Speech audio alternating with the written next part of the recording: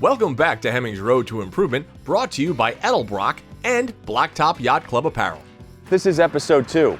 Episode 1, at the end, you saw us, we were tired and Big Green was having some issues. One, the alternator crapped out. That kind of threw us into a frenzy. And then when we got to Wesley Motorsports in Lansing, Michigan, we popped the radiator cap only to look like somebody took a green milkshake and dumped it in. With the advice of Kevin, he basically said put the cap back on and press on. So Elana and I did just that. We headed 600 miles south.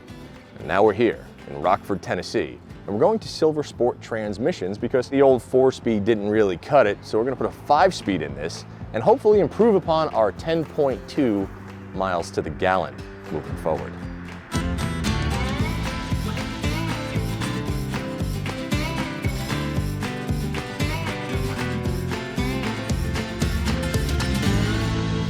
Mike. Yes. I have a problem. Can't put the clutch Oh, in. you're little. Okay, let's move the seat up, man. Ready? Yeah, watch Is your there a level? knees. 2, 3. Oh, can you put the clutch in? Mostly. Maybe at our first stop, they will have a block for you. It starts. All right. Oh. Oh, come on. You can do this. There. You got it? Yes. All right. I mean, at least if I destroy the transmission in the next 6 miles, We're fine. we'll be fine. Yeah. We're we'll be totally fine. Give me your first impressions on being behind the wheel of Big Green. What do you think? It feels very wide, and it sort of floats like, oh, that was a turn, right? But it's sort of like you make the turn with the wheel, Yeah. and then the whole vehicle sort of gently floats over in that direction. I feel like the steering wheel is more of a suggestion circle, Suggestion circle. right? Adding an overdrive makes a lot of sense for what we're doing Oh, with yeah. this truck because we're going to go through Texas, and the roads that we've been on haven't been roads where I've necessarily felt that you would have wanted to go all that much faster with the suggestion wheel. Right. But Texas is big and flat and has a very high speed limit.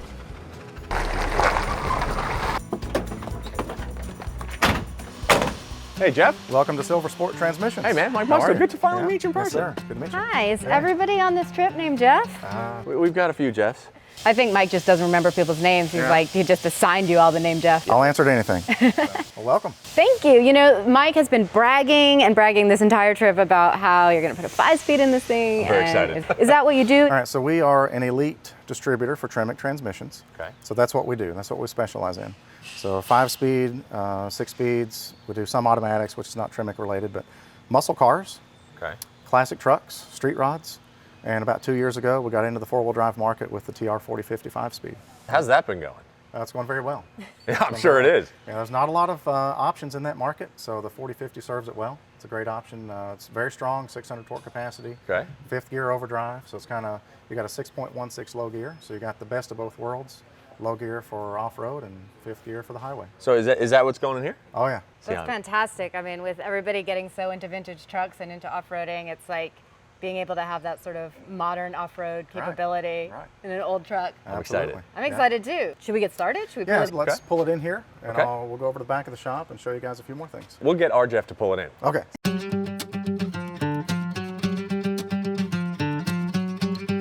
All right, so everybody, this is Jeff Burris. Jeff Burris is, well, this is our Jeff, and he's the one along for the ride that's driving the camera car and actually the one responsible for keeping us all alive. Thanks for pulling in, dude. Welcome. Go to sleep. We'll see you in a little while.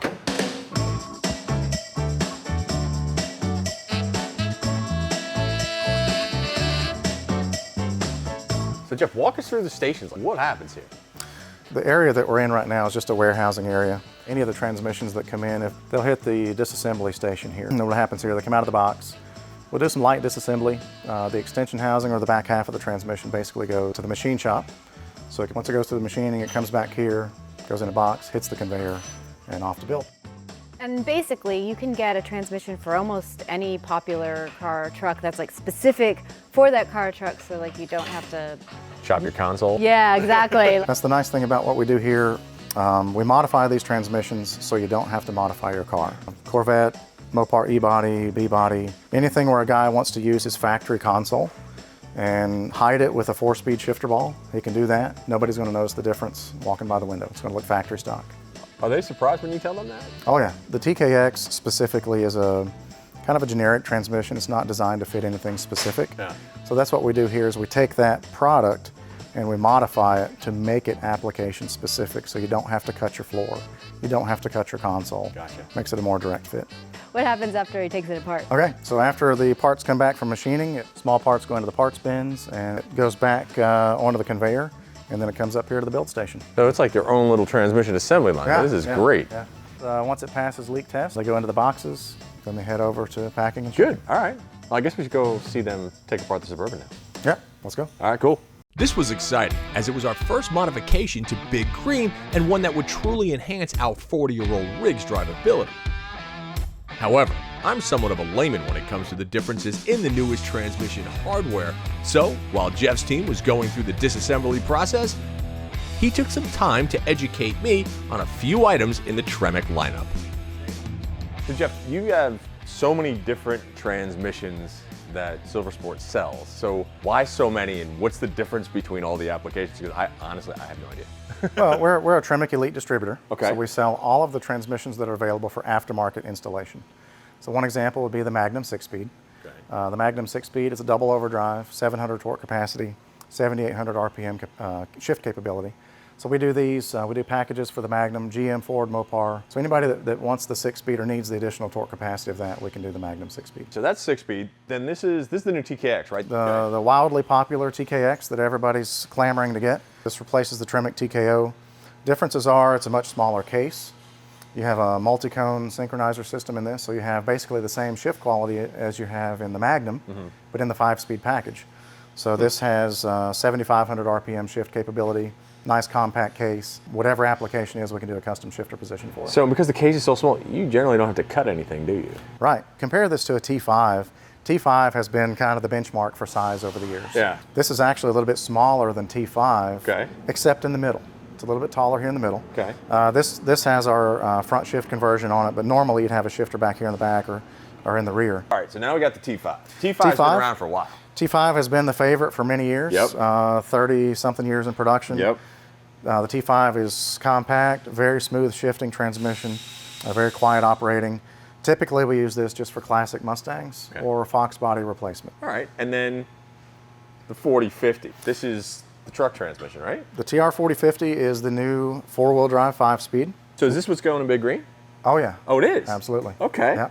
So you have a nice 6.16 low gear for the trail, and then for the highway you've got a 0.76 fifth gear, which is a 24% overdrive. So that we can go to the trail, drive it home. That's going to be really nice. We don't have a tack in that thing. So we could have been spinning that thing at 4,000 RPM last night. We have no idea. Right. This has a nice crisp shift quality, Oh, wow. short throw.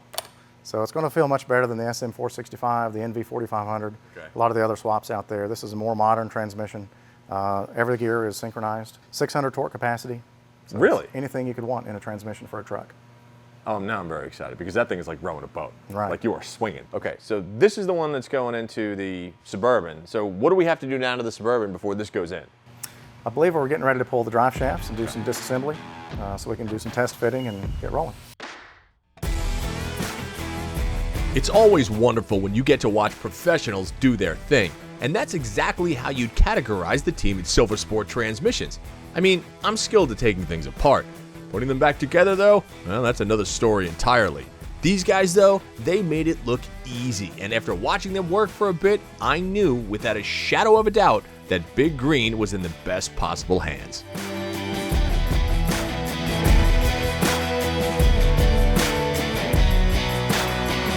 Okay, Elana, so we're back. You know, I was thinking that one of the ways that I knew we were in the right place for our manual swap was when I saw all of the cars in the employee parking lot. Yeah. Le Mans, Oldsmobile, Vet. And all of them sticks. Yeah, no, we're definitely in the right spot. So how do you think we're looking right now? They got a lot down yesterday and nobody cried. Yeah, no, that's true. I mean, the old transmission came out. Looks literally like an old boat anchor. Drive shafts, I believe, they measured for that, so we're gonna get new drive shafts. But then they were also talking about the bell housing? Yeah, they were measuring runout on the bell housing last night, right when we left. I don't know what that means. You don't know what that means? No, All right, let's go find out what that means. Okay. Good morning. How are you feeling today? Pretty good. It's good to see you all again. We have a confession. Yeah. We don't know what bell housing runout is, and I know that you were checking it last night, and we were like, oh yeah, sure, Yeah. good, glad you're doing that. But will you show us how to do it? We will Sure do. will.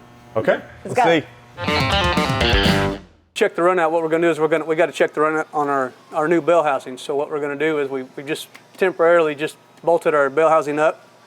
We put a dial indicator on the back of the crankshaft. And here's our 2 dial pins right here that centers that bell housing into the block. And that's where what we're checking right now to see how centered that is to the center of our crankshaft. What we're going to do is we're going to go around 1 full turn, and all that's going to do, first turn is going to be just to make sure we don't have any little nicks or flaws in the bell housing. Make sure our dial indicator doesn't fall off, it doesn't hit anything, so it doesn't affect our measurement. And then we're going to go around a second time to find our closest spot to center. And then once we find that, we're going to mark it, and then we're going to go around another time to find our actual measurement. See, this is why you bring your vehicles to the experts. So one of the most overlooked things when you're doing a transmission swap is the driveline. That means a front and a rear driveline for our Suburban, which is why we are here at Knoxville Driveline in Knoxville, Tennessee, to talk to Adam about getting ourselves properly fitted. Adam? Hey man. Hey man, Mike Musto. Good Nice to meet you, dude. So I hear you're the guy that's taking care of the driveline on the Suburban. Yep, we are. Well, would you mind taking us on a little tour? And... Sure. Yeah, come on. Cool. All right, this shop is cool as hell, man. So tell me what happens where and more importantly, why. Balancer, we build and balance in this, workbench, installing U-joints, all that kind of stuff. So this is where, like, if you're driving and you have some type of vibration, when people say, did you get your drive shaft balanced? First thing you gotta do is make sure it's straight. We call it true.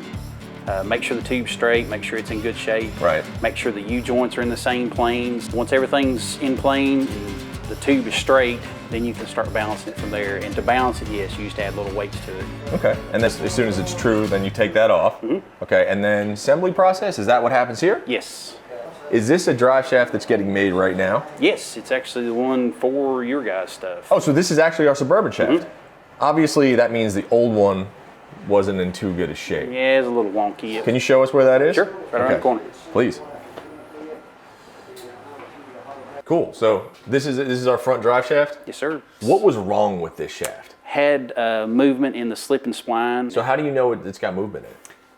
Basically, when you're under a vehicle doing a service or anything like that, reach up and grab a hold of the drive line and see if it moves. Oh, wow. Yeah, this one's moving about 50 thousandths. And that's not supposed to move at all? No, if you get any kind of movement in it at all, it needs to be serviced. Okay. You know, when people talk about drive shafts and talk about driveline in general, I think so often it's overlooked. Oh yeah. So, but why do you think that is? People are not used to really dealing with the drive lines. You know, back in the day it was a serviceable item. They get excited in building the transmissions and painting the car, and we tend to kind of get overlooked till the last moment. But you've spent all this money on this thing, you can't do anything with it without a good drive line. Right. So what all do we have to do now? Cut the spline off, replace the slip and spline, and just go from there, put a good set of U-joints in it, balance it up. This is the front, the rear one's over there getting built. Once they're done, we just slap them back in and go on our merry way? Pretty much.